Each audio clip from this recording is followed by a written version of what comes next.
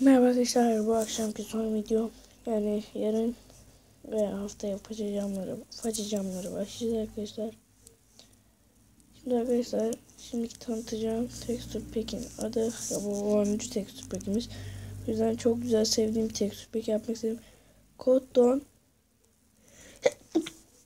Koton kendi PvP arkadaşlar. Ona bir yer yapmıştım. Gri yok. Kendi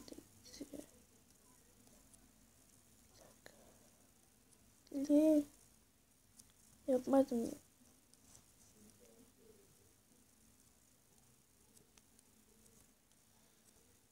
Hmm.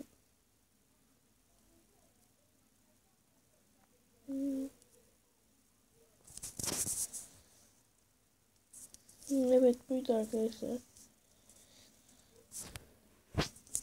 Arkadaşlar gördüğünüz gibi, yani burada ok var, hatta oku da şöyle bir deneyelim. Çok güzel bir PvP texture pack arkadaşlar. Ben de bunu sevdiğim texture packlerden biridir arkadaşlar. Mesela ben bunun okunu çok severim. Hiçbirinde hatta ıskalamam. Ama uzak olduğu için ıskaladım.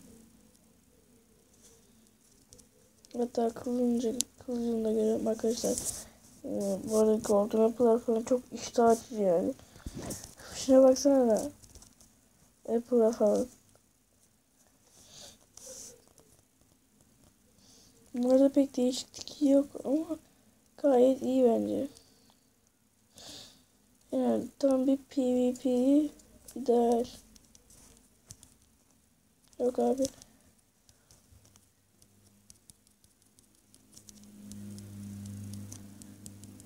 Şöyle keselim. Redback'in yanında bunu da kullanabilirim.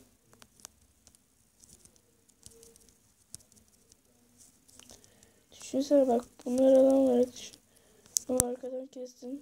Bunu okladım. Şuradan da bir tane okladım. İnsanların dikkatini okla çekebilirsiniz mesela. Atıyorum, adama dalacaksın ama şöyle bir atacaksın. Gerçi normalde tek atışta ölmez ama. Yok abi. Power bile olsa ben nasıl ölebilir ya?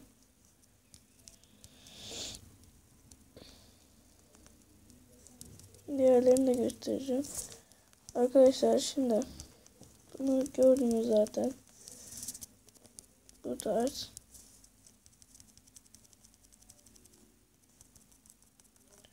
Yani küçük kılıcı diyelim biz buna.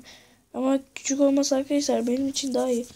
Çünkü PvP'lerde kılıç büyük oldu mu adama vururken adamın yüzünü göremiyorsunuz. Kılıcı görüyorsunuz. O yüzden bu küçük kılıç gayet ideal. Harika bir okumuz var, hatta onu bak şu şekilde gördüğünüz gibi ok küçülüyor, bakın. Aynen. Böyle bir oltamız var. Ve hatta yapalım. Ve atıyorum. Böyle geçti adamı, böyle atıyorum Salih'e ben. Salih adamı yakalaması için şey vereceğim. Ne bileyim, o tarz işimize yarar. Ondan sonra arkadaşlar Diamond balta. Gördüğünüz gibi hem pembe hem beyaz tarzı. Kazma. Yemeğe ne kadar işimize yarar. Kürek. Arkadaşlar elmalar çok hoşuma gitti benim. Yani gördüğünüz gibi. Yani bu kadar harika bir şey olamaz arkadaşlar. Yemeklerde tek değişen bu arada. Bir de Diamond, bu biraz yamuk olmuş. Kim yaptıysa. Sen ne sağlık ama biraz yamuk yapmışsın kardeşim sen bunu. Diamond öyle tam yerinde, gördüğünüz gibi renkler uyuyor. Aynen. Şunun sırasını bozmak istemiyorum. Arkadaşlar çok güzel yani. Camları falan değiştirdiler. Sen olsan evinde böyle bir cam olsa bakmaya da uyanmam ben. Baksana şuna. Sanki dışarıdaymış gibi hissediyorum. Hatta ben şu an koyunu atar gibi atarım. Bak şuradan atarım şöyle. Ama bu buraya gelir. Gerçek gibi bir şey. Abi önümdekiniz kaldı.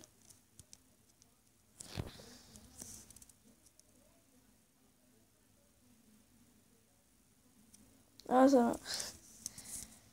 Bu arada arkadaşlar Yellow Cardurum'u 11. text pack olarak onu tanıtıyorum. O da yarın veya şimdi onu tam bilmiyorum. Belli olmaz yani.